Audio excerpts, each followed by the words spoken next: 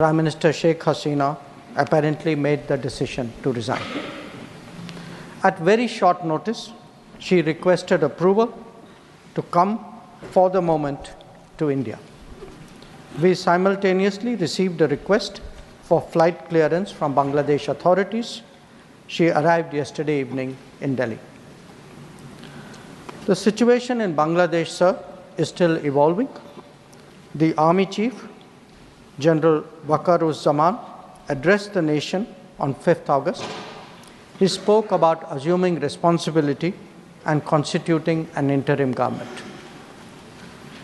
We are in close and continuous touch with the Indian community in Bangladesh through our diplomatic missions.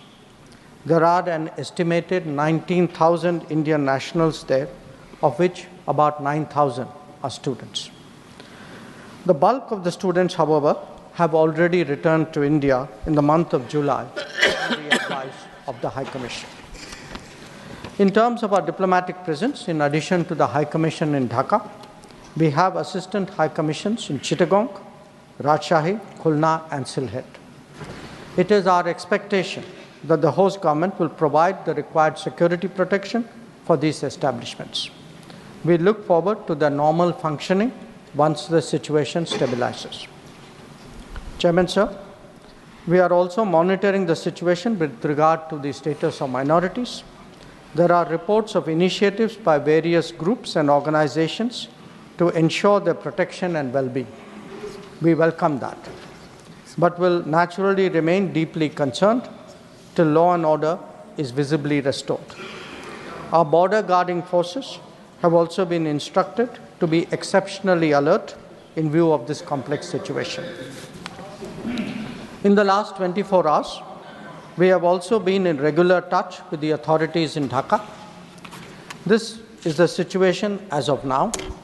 I seek the understanding and support of the House in regard to sensitive issues regarding an important neighbor on which there has always been strong national consensus. Thank you.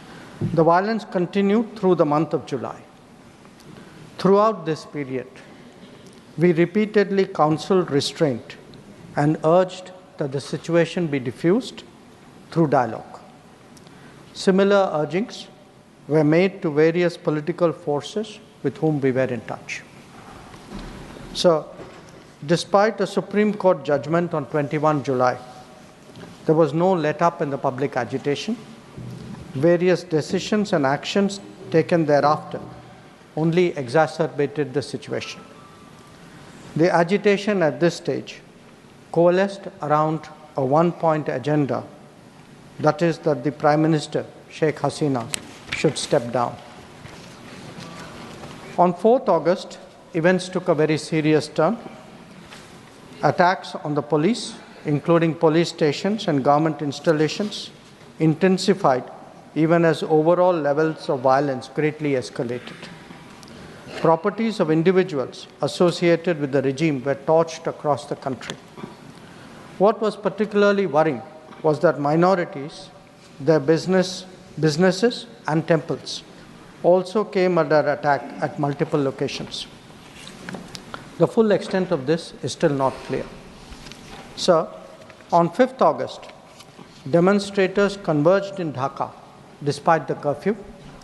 Our understanding is that after a meeting with leaders of the security establishment, Prime Minister Sheikh Hasina apparently made the decision to resign.